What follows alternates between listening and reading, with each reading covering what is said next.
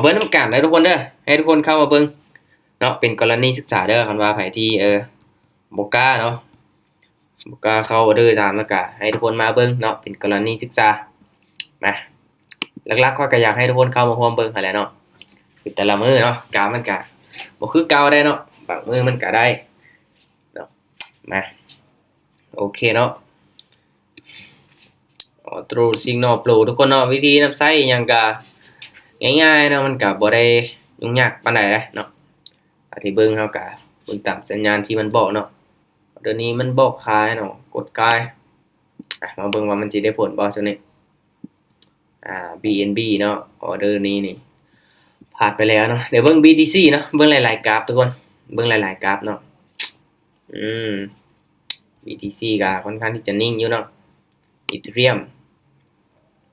โอเคมาทุกคนเนาะสำหรับรอบนี้เด้อเดี๋ยวค่อยจะเทรดกราฟของ BNB เนาะให้ทุกคนเบิ่งเป็นกรณีศึกษาเนาะสำหรับทุกคนที่เข้ามาร่วมในมีตติ้งของข้อยเด้อทุกคนเด้อว่าก็อยากแนะนำให้ทุกคนเข้ามาเบิ่งเนาะเป็นกรณีศึกษาเด้อ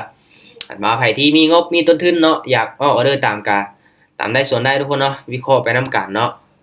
นี่ก็ทุกคนต้องยอมรับความเสี่ยงให้ได้เนาะมาเดี๋ยวค่อยจะเราเข้าตามเนาะ Auto Signal Pro เนาะสำหรับตัวนี้อัปเดตมาจาก V2 เนาะโอเคมา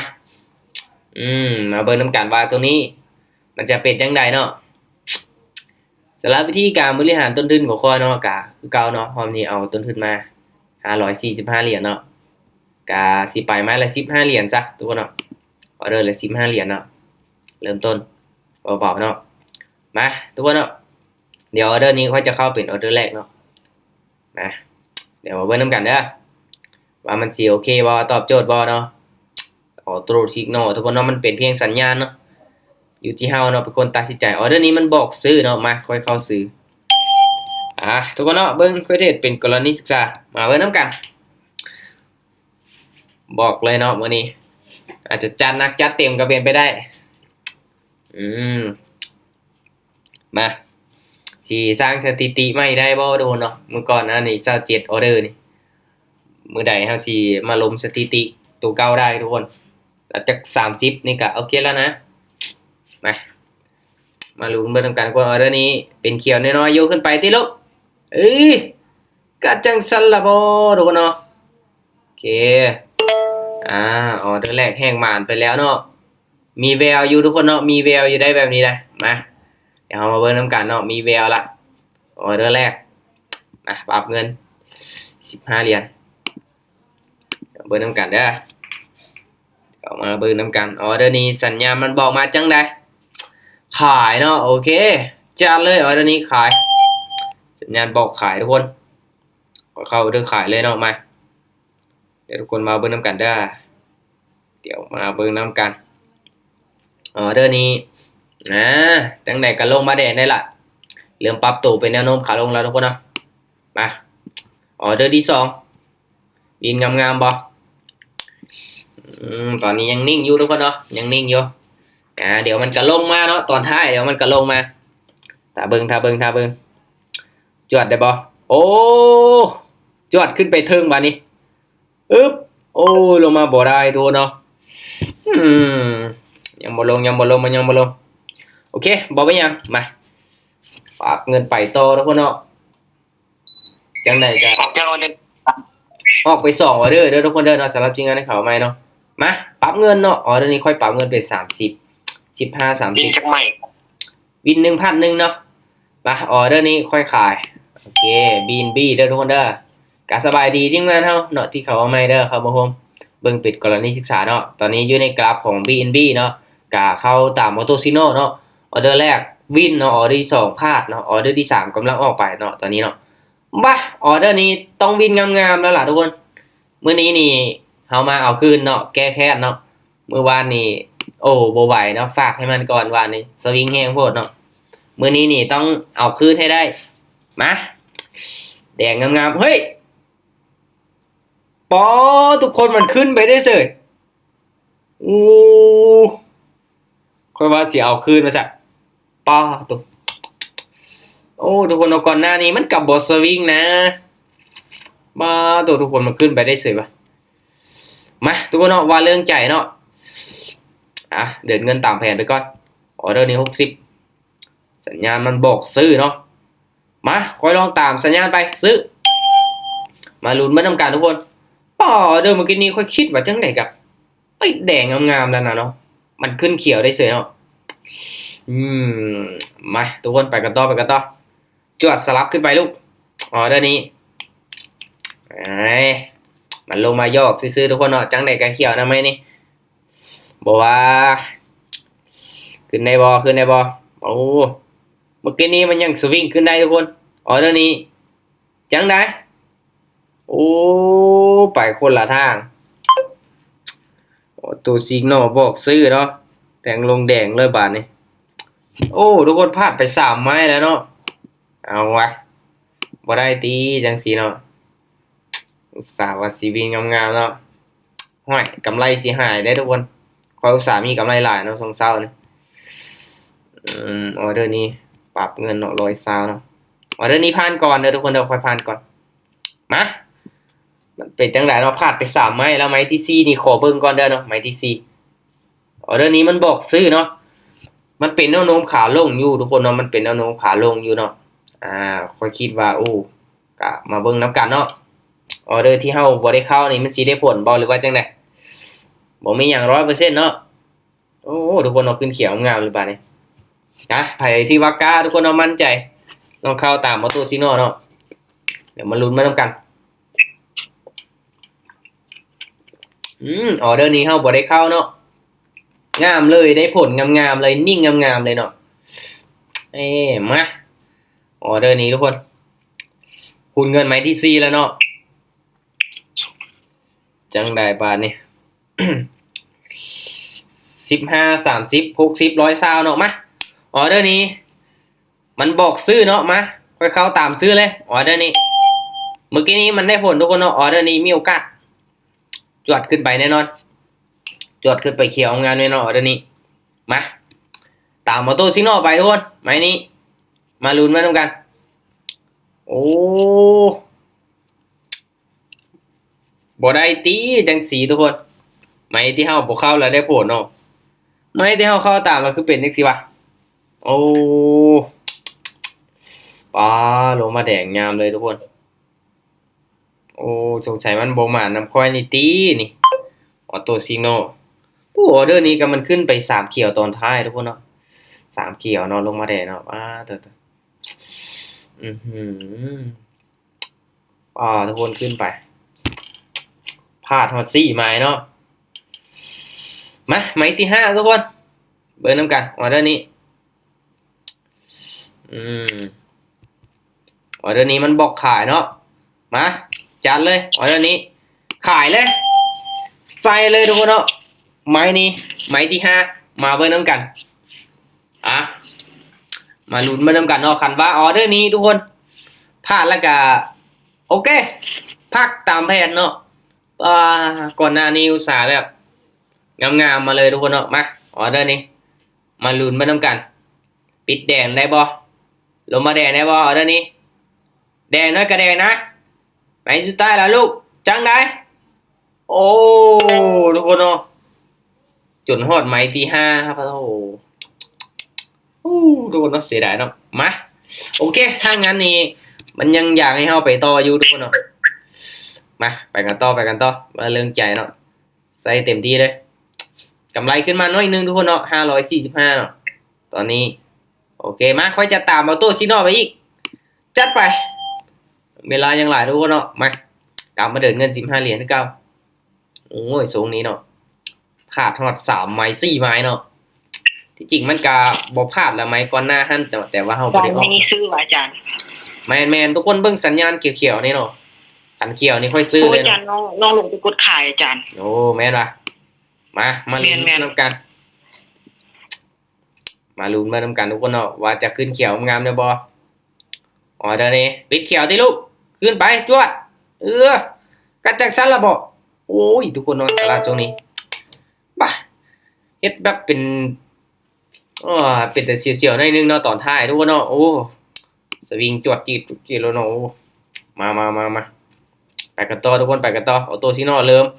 เริ่มเข้าสูตรแล้วเนาะมาตัวซีโนปลูของเฮาออเดอร์นี้ปรับเงิน15เหรียญคือเก่าสัญญามันบอกซื้อเนาะมาออเดอร์นี้ไปซื้อเด้อทุกคนเด้อจัดซื้อขึ้นไปเลยขันว่าบ่พลาดเนาะตามแผนที่เฮาวางไว้เนาะไปกันต่อแล้วเนาะขันพลาดฮอด5ไม้แล้วก็พักเนาะขันบ่พลาดฮอด5ไม้ไปกันต่อจนกว่าพุ่นละเนาะเบิดเวลาเฮาเอามาลุ้นนำกันเนาะอ่ะออเดอร์นี้จังได้กระเขียวนะขึ้นมาสูงขนาดนี้คันสวิงลงมาแดดนี่ก็บ่สร้างสีว่าทุกคนเนาะอ่ะปิดเขียวงามออเดอร์นี้จังได้กระเขียวเฮ้ยปอทุกคนมันลงมาได้เสยไปเปลี่ยนกราฟบ่ทุกคนโอ้บ่ไหวบีโอ้ลงมาได้เสยบนหน้าเว้าเลยเนาะโอเคทุกคนเนาะลองเปลี่ยนกราฟไปก่อนเด้อโอ้ยบ่ไหวมาเบิ่ง BTC เด้อทุกคนเด้อ BTC เนาะ BTC โอ้ BTC นิ่งๆเนาะบ่ค่อยงามมาเบิ่ง Ethereum ก่อนบัดนี้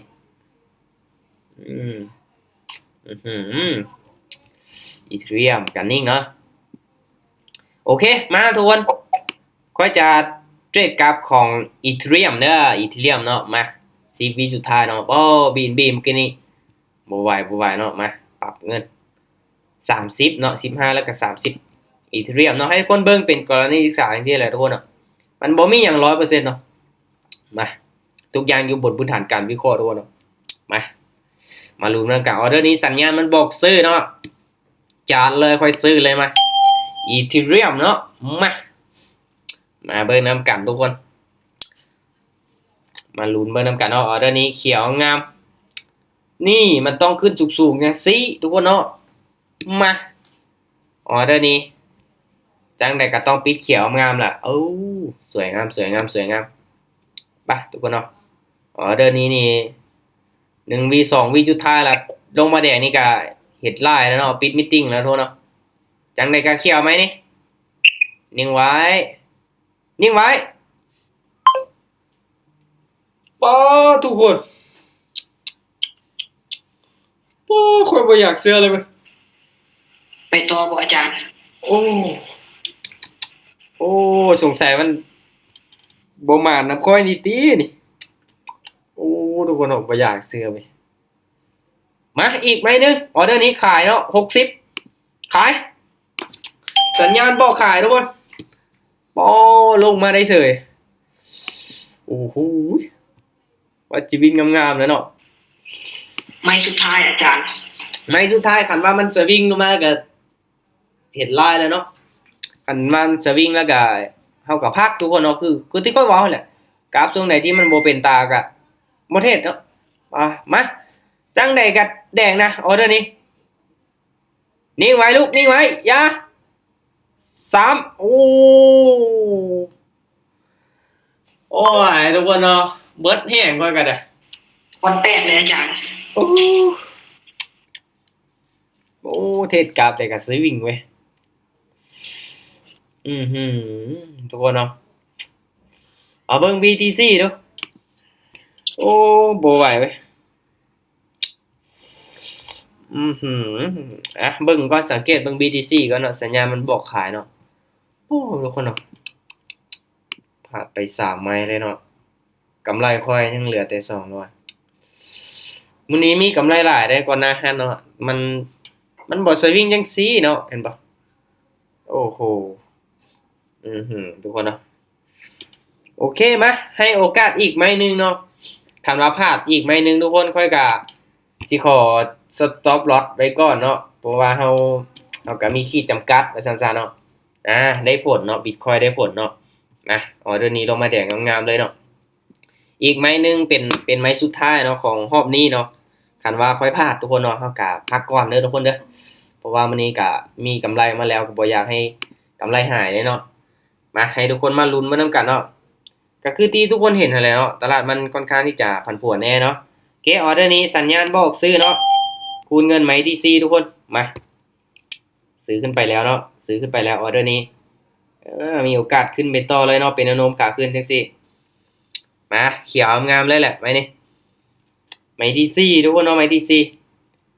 ที่จริงก็ตั้งขีดจำกัดไว้5ไม้เนาะแต่ว่าตลาดจังซี่ก็เป็นไปได้กับเฮาก็เบิ่งตามสถานการณ์ตัวจริงทุกคนเนาะบ่หมายความว่ากราฟแบบใดก็สิฟื้นเทรดเนาะบ่ได้เนาะมาเขียวงามบ่ออเดอร์นี้นิ่งอยู่ตอนนี้เขียวแล้วให้ไปต่อบ่โอเคโอ้ยังได้อยู่ทุกคนเนาะยังได้อยู่มาถ้างานเวลาก็ยังหลายทุกคนเนาะถ้างั้นค่อยสิขอไปต่ออีกเนาะแต่ว่าค่อยจะเทรดกราฟของ BTC เด้อคันว่ามันสวิงอีกนี่ก็หาขายเนาะมาไปเบาๆเอาเด้อทุกคนเด้อบัดนี้เด้อสิคูณเงินแบบเบาๆเอาเนาะโอ้เมื่อกี้นี่เกือบแล้วมาลุ้นมานํกันเนาะ BTC นี่มันสิสวิงบ่เนาะมาลุ้นมานํกันลงมาแดงงามๆให้เฮาได้บ่มาแดงงามๆได้บ่คันว่าตัวใดสวิงเฮาก็เปลี่ยนกราฟคือว่าหั่นแหละทุกคนเนาะ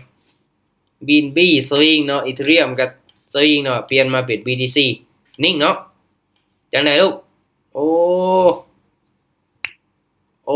เดี๋ยวนี้พลาดทุกคนบ่สวิงเนาะแต่ว่าไปบ่ถูกทางเนาะเด้อมาปรับเงิน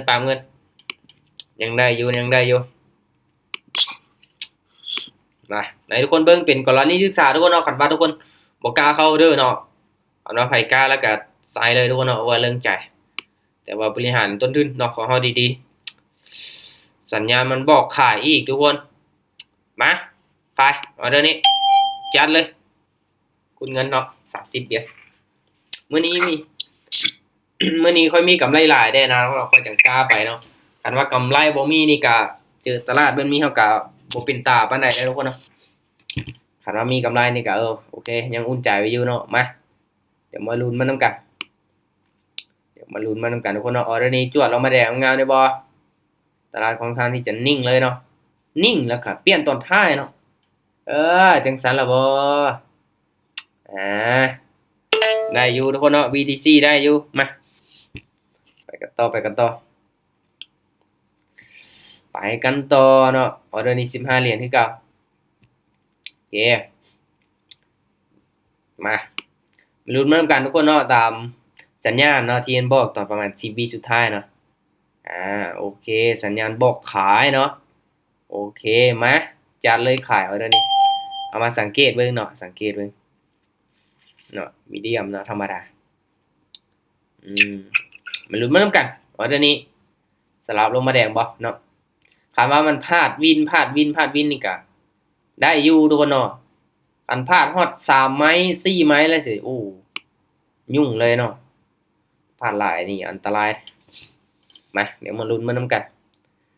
นี่แหละทุกคนเนาะค่อยจังเดินเงินไม้น้อยๆเนาะถ้าบิดเนาะอาศัยในการคูณเงินเอาจังได๋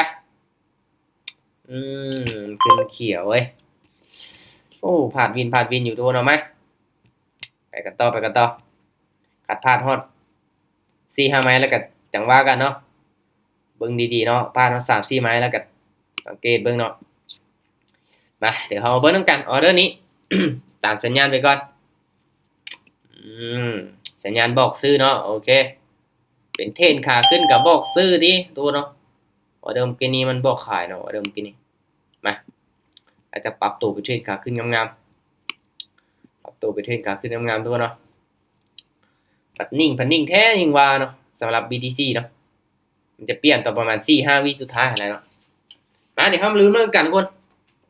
อุ้ยว่าสิลงมาแดงแล้วลูกขึ้นไปได้บ่ทุกคนออเดอร์นี้บ่ไหวโอ้โหลงมาแดงบักยาวๆกราฟขึ้นไปบาดแล้วก็เนาะมาขัดไป2แล้วนะขัดไป2ก็ได้เนาะเอาดีๆมาออเดอร์นี้ไม้ที่3เนาะไม้ที่3เอาดีๆเนาะออโต้ซิโนมันบอกซื้อเนาะมาทางงานตามซื้อเลยมาจังเด็กกระเขียวแหละไม้นี้จังเด็กกระเขียวแหละตลาดเปลี่ยนตอนท้ายอีกเนาะมีการรีเจ็คไซด์ลงมาอีกตอนท้ายจังไดเนาะขึ้นเขียวได้บ่อ๋อเดี๋ยวนี้ขึ้นเขียวได้มั่นใจไว้ก่อนทุกคนเนาะมันลงมายอกเนาะปาโต จังไดก็เขียวนะขึ้นไปติลูกจวดจวดจวดโอ้บ่สวิงเอียงเลยเนาะนิ่งกริบเลยโอ้โหอ้าทุกคนเนาะเอาไปเอามาเฮาผ่านมา3ไม้อีกเนาะเอ้าอืมอืมเห็นลายแล้วทุกคนเนาะไม้ที่4มาไม้ที่4เนี่ยสู้กับตลาดตอนนี้จังไดโอเคตามซื้อเลยตรงแล้วเนาะข้อยก็วิเคราะห์ว่าจังไดก็เขียวนะงามๆเลยแหละงามๆเลยแหละเนาะนะมีโอกาสขึ้นไปได้แทงในมีโอกาสขึ้นไปได้ทุกคนเนาะมาลุ้นมานํกันใจเต้นตึบๆอยู่นะตอนนี้เนาะจังไดลง ตอบจากไม้แล้วอาจารย์ โอ้หลายไม้เด้อทุกคนเนาะมาเขียวงามบ่เอาเด้อนี่นิ่งไว้เด้อนิ่งไว้เด้อนิ่งไว้นิ่งไว้นี่ทุกคนเนาะก็ถือว่าอีหลายอีเหลือเนาะช่วงนี้เนาะกำไรบ่ได้หลายได้เนาะวันนี้เนาะจากต้นทุน545เนาะขึ้นมาฮอด600กับ8เหรียญเนาะแสดงว่าได้กำไรมาบ่ฮอด100จำเนาะนะก็ได้กำไร63เหรียญเนาะ63เหรียญบาทอาณาเทศมาแต่โดนเนาะมันพลาดหลายกว่าวินทุกคนเนาะมันพลาดหลายกว่าวินโอ้ออเดอร์นี้บ่ทันทุกคนเนาะออเดอร์นี้บ่ทันเนาะบ่ทันได้ออกเนาะอืมก็ถือว่าเกือบไปทุกคนเกือบไปเนาะมาเดี๋ยวค่อยจะไปอีกเนาะอย่างน้อยก็ประมาณจัก14:30พุ่นแหละเนาะแต่ว่าเฮาก็สิเข้าเอาไปออเดอร์เบาๆเอาเนาะไปออเดอร์ละ10เหรียญออเดอร์บัดนี้เด้อ10 20 40 80 160เนาะมาจากเดินไม้15เนาะกลับมาเดินไม้10เอาเนาะบัดนี้เนาะออเดอร์นี้มันก็พลาดไปทุกคนเนาะออโตชิโนก็พลาดแน่วินแน่เนาะตรงนี้มาลุ้นมานำกันก็ทุกอย่างทุกคนเนาะเฮาวิเคราะห์เคียงคู่กันไปจะเป็นการดีเนาะบ่ว่าจะเป็นออโตชิโนบ่เนาะก็เบิ่งจากแท่งเทียนแนวโน้มตลาดอีหยังต่างๆเนาะวิเคราะห์เคียงคู่กันไปเนาะออเดอร์นี้มันบอกซื้อเนาะโอเคมาค่อยเข้าเด้อซื้อลองเบิ่งทุกคนเนาะออเดอร์นี้ก็ถามว่ามีโอกาสลงมาแดงบ่ก็ยังมีอยู่เนาะมันยังลงมาบ่จามเนาะยังบ่จามตัวนี้เนาะที่มันเคยลงมาเนาะแต่สัญญาณเนาะมันบอกซื้อแล้วก็มีโอกาสที่จะเป็นตั้งแต่สลับได้เนาะมาเดี๋ยวเฮามาเบิ่งนำกันวันนี้บ่ค่อยว่าแล้วลงมายังบ่จามทะลุอีกบาดนี้เนาะแห่งขายเทลงมาหลายเนาะออเดอร์โอ้โหทะลุหน้าจอเลยทุกคนลงมาแดงมายาวๆโอเคมาไปกันต่อทุกคนเอาไปกันต่อไม้ละ10เหรียญเนาะทุกคนก็เบิ่งเอาเนาะเป็นกรณีศึกษาเนาะมาเดี๋ยวมาเบิ่งนํกันเด้อว่าค่อยสิรอดหรือว่าสิล่วงจนฮอดเวลาที่กำหนดไว้เนาะเพราะว่าตลาดมันโอเคมาขายออเดอร์นี้ขายเนาะสัญญาณบอกขายมาลุ้นมานำกันเดี๋ยวมาลุ้นมานำกันเนาะ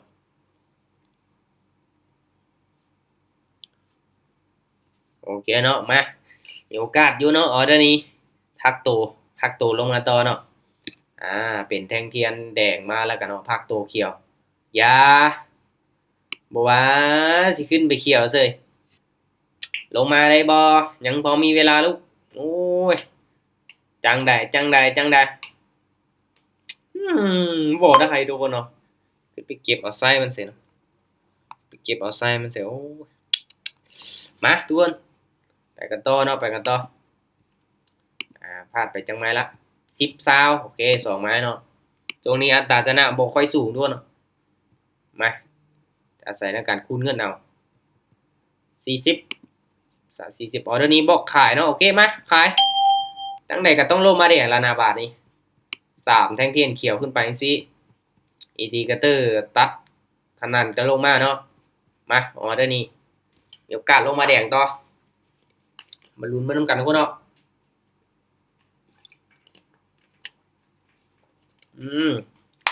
ถือว่างามๆบ่ลงมางามๆบ่ออเดอร์นี้ลงมาแดงงามๆบ่จวดลงมาลูกจวดลงมา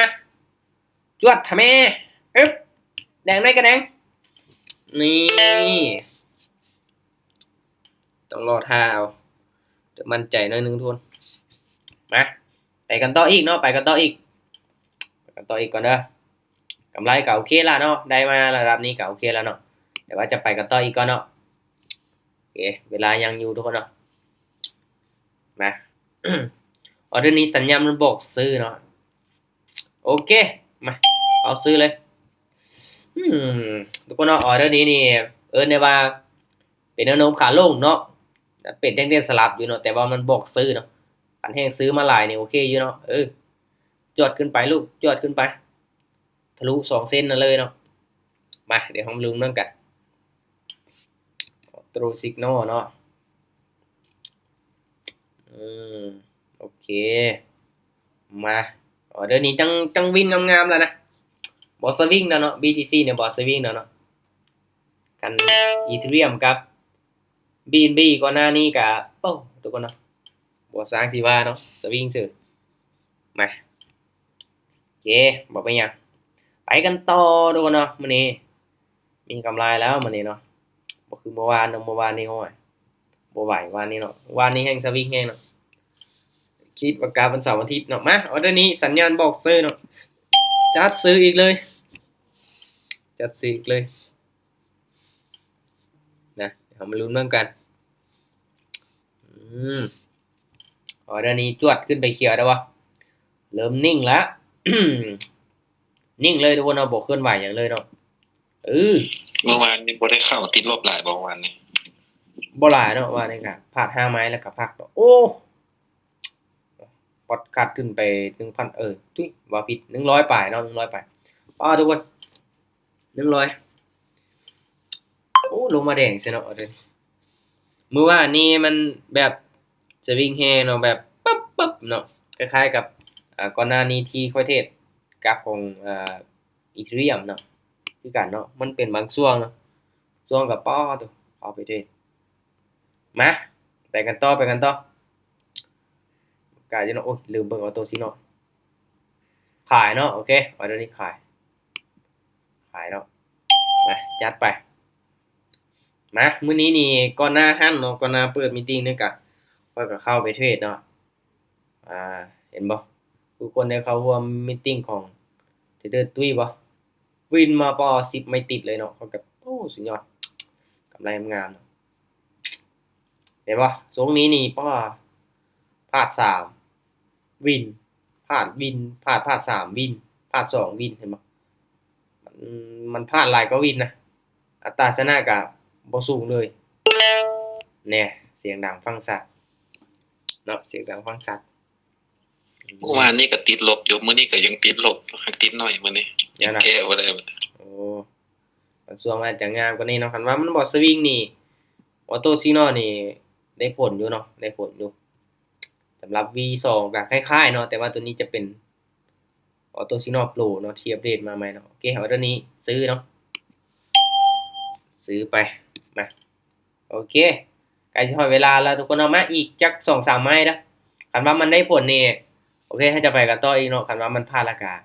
โอเคเฮาก็สิพักเนาะทุกคนเนาะมาจากวินอีกจักไม้1 2ไม้เนาะวินอีกจักไม้1 2ไม้เห็นบ่ทุกคนเนาะเข้าออเดอร์ไปมื้อนี้เห็นบ่นี่เนาะเบิ่งก่อนสเต็ปการคูณเงินมื้อนี้แทงเทียนมันอยากนิ่งแล้วก็ฟึบลงเลยแม่นมันบ่นิ่งแต่ละมื้อเนาะแตกต่างกันมันทำเฟรมระยะสั้นคือว่าเท่าไหร่เนาะ30วินาทีเนาะการันตีบ่ได้ดอกว่ามันสิเป๊ะๆเนาะบางช่วงก็สวิงแฮงมาวินอยู่เนาะมาบ่ว่าสิเอาวินตอนท้ายรัวๆนี่เนาะมาเดี๋ยวมาลุ้นนำกันไปกันต่อเนาะพอได้เปิดกล้องของขวัญออเดอร์นี้ซื้อเนาะมาสังเกตเบิ่งเด้อคันว่าบ่วินฮอด5ไม้ก็บ่ได้เปิดทุกคนเนาะเอาวินจัก5ออเดอร์เนาะไฟล์ออเดอร์วินบล็อกโอเคเดี๋ยวมาลุ้นนำกัน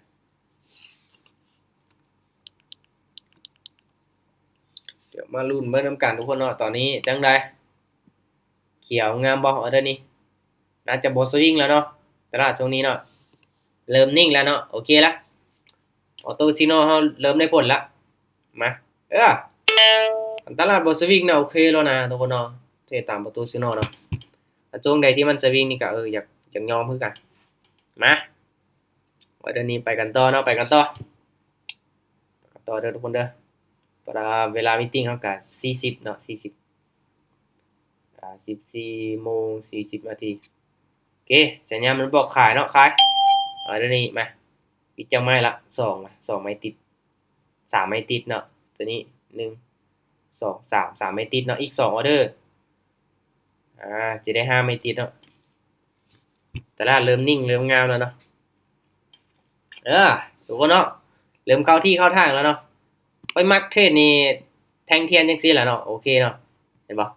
แทงเทียนที่แบบมันบ่มีไซส์ยาวๆเนาะแทงเทียนแบบปิดเต็มเนาะงามๆจังซี่นี่กินเต็มตลอดทุกคนเนาะตรงนี้เป็นตาเทศแล้วเนาะมา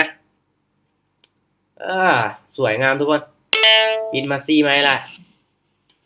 มันก็ไปตามแนวเฮาคิดแน่เนาะก็ใครแน่แม่นโอเคแล้วเนาะกันว่าตัวที่มีไซส์ยาวๆเนาะเนื้อเทียนน้อยๆนี่ห้อยบ่ค่อยโอเคปานใดเนาะมาออเดอร์นี้ออเดอร์ที่5เนาะยาสวิงลูกไม้สุดท้ายโอ้ไม้นี้ขายเนาะมาออเดอร์ที่5อันว่าวิน5ไม่ติดนี่โอเคเลยเนาะมาอันนี้แหละว่ามันฟึบบัดเดียวเลยนะมันบ่ขยับขึ้นเท่าละน้อยมันปึ๊บบัดเดียวเลยสวิงแฮเนาะมันมีไซส์เดียวเนาะมาออเดอร์นี้ทุกคนมาลุ้นเริ่มกันว่าค่อยสิได้5ไม่ติดเนาะได้เปิดกล่องของขวัญบ่ตอนนี้ลุ้นให้มันลงมาแดงอยู่เนาะออโตซิโนมันบอกขายเนาะออเดอร์นี้โอ้ยเป็นโนมขาขึ้นจังซี่ลงมาได้บ่เอ้าลงมาละนี่ไว้โอ้เอาเลยลงมายอกตีนี่โอ้ยเปิดเลยความหวังโอ้บ่ได้ซ้ำทุกคนบ่ได้5ไม่ติดซ้ำเนาะมันลงมายอกให้ดีใจโอ้มีตติ้งของตัวเมื่อกี้นี่ได้เปิดกล้องขวัญนะแม่นวินไป10ไม้ติดเนาะอากาศเบิ่งอยู่โอเคทุกคนเนาะมาปรับเงินเนาะค่อยวินอีกไม้นึงค่อยก็สิเทคโปรฟิตเนาะกำไรมาแล้วเนาะออเดอร์นี้ขายเนาะขายมาตลาดช่วงนี้ก็ถือว่าโอเคอยู่เนาะกันไว้อันว่าออเดอร์ใดที่มันสวิงแน่ปุ๊บปั๊บนี่ก็ค่อนข้างที่จะพลาดทุกคนเนาะเดี๋ยวเบิ่งนำกันวินอีกไม้นึงเนาะขอวินอีกไม้นึงจังได๋ออเดอร์นี้นิ่งแท้นิ่งมาเนาะบัดตอนท้ายละปลายแล้วปะนะนั่นไปว่าแล้วโอ้ยพลาดไป2ไม้เอาละสิบ่ให้วินซะบ่นี่มาวินอีกไม้นึง40งามทุกคนเนาะงามออเดอร์นี้มาลุ้นนำกันเนาะตามที่ค่อยนี่มักซื้อเลยค่อยออเดอร์นี้จังได๋สัญญาณสัญญาณบอกซื้อเนาะมาตรงเลยบาดนี้ออเดอร์นี้ทุกคนเนาะเป็นออเดอร์สุดท้ายเนาะมาออเดอร์สุดท้ายของรอบนี้เนาะเฮามาลุ้นนำกันเนาะมาออเดอร์นี้นี่เขียวงามเลยแหละออเดอร์ของตัวซิกนอลทุกคนเนาะในว่าช่วงแรกๆก็เกือบรับไปเนาะเกือบที่จะพลาดฮอด5ไม้เนาะแต่ว่าเฮาก็บ่พลาดฮอด5ไม้เนาะแต่ว่าก็กลับมาวินบ่ว่าออเดอร์นี้จังได๋ขึ้นไปเขียวดิลูกเขียวได้บ่ทุกคนมันนิ่งเลยเนาะเอาแหละบ่ว่าไม้สุดท้ายวินอีกไม้นึงนะสิพักแล้วนี่เนาะวินอีกไม้นึงสิพักแล้วทุกคนโอ้พลาดไป3ไม้แล้วได้เนาะมาไม้ที่4นี่จัดเต็มออเดอร์นี้จัดเต็มลูกจวดโอ้บอกขายเนาะโอเคขายเลยทุกคนเนาะออเดอร์นี้มาสัญญามันคอนเฟิร์มมา80-90%แล้วมั้ย89 90ปลายแล้วมาออเดอร์นี้มาลุ้นเบิ่งนำกันทุกคนว่ามันสิสลับลงมาแดงได้บ่เนาะอาจจะเป็นแนวโน้มขาขึ้นอยู่มื้อเช้านี่เป็นแล้วนี่แหละ6ไม้ติดค่อยตามออโต้ไปนะว่างามเลย6ไม้ติดโอ้ไปออเดอร์นี้จังได๋ก็วินแล้วนะจังได๋ก็ปิดแดงแล้วนะมั้ยนี่ปึ๊บโอเคสวย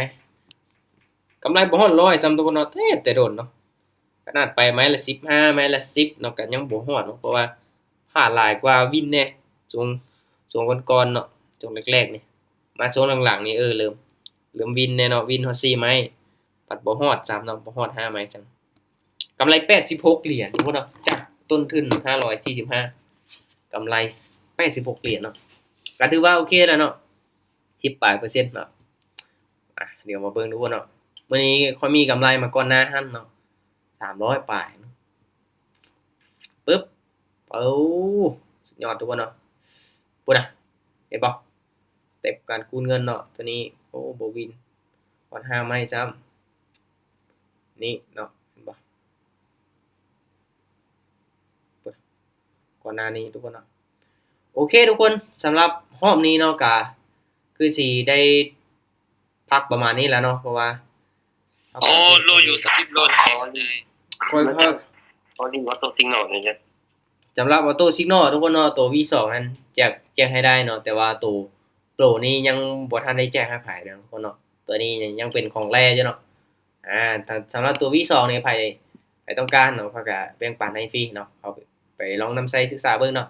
มันก็อัปเดตขึ้นมาเนาะจากตัว V2 ตัวนั้นเนาะสำหรับตัวโปรตัวนี้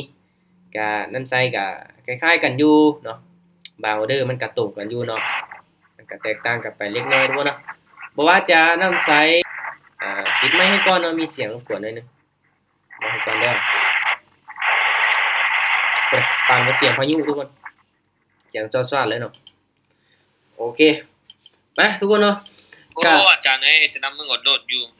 อีหยังบ่พูดล่ะแต่ละมื้อก็10โลนี่มื้อว่างก็สิ120เด้ล่ะเดี๋ยวนี้ก็สิ40ใส่ต้นทุนเท่าใดทุกคนใส่ต้นทุนแล้วก็ทุกคนตั้งเป้าหมายไว้ไดทุกคนจนหลายกันว่าต้นทุนนี่ประมาณ50แล้วก็100เหรียญตั้งเป้าหมายกำไรจักเหรียญต่อรอบกะว่ากำไร10เหรียญบ่เคยฮอดอาจารย์บ่ว่า10เหรียญบ่เคยฮอดเลยว่ะอันนี้เฮาก็ต้องเบิ่งเทคนิคของเฮาได้เนาะคันว่าเทคนิคของเฮาเนาะตอนเทมาแล้วก็ประมาณเลยนี่สิประมาณ100ไปล้านเนาะโอ้สิฮอด200ล้านพูดนะก็ถือว่าหลายเติบได้ทุกคนเนาะถ้าอะไร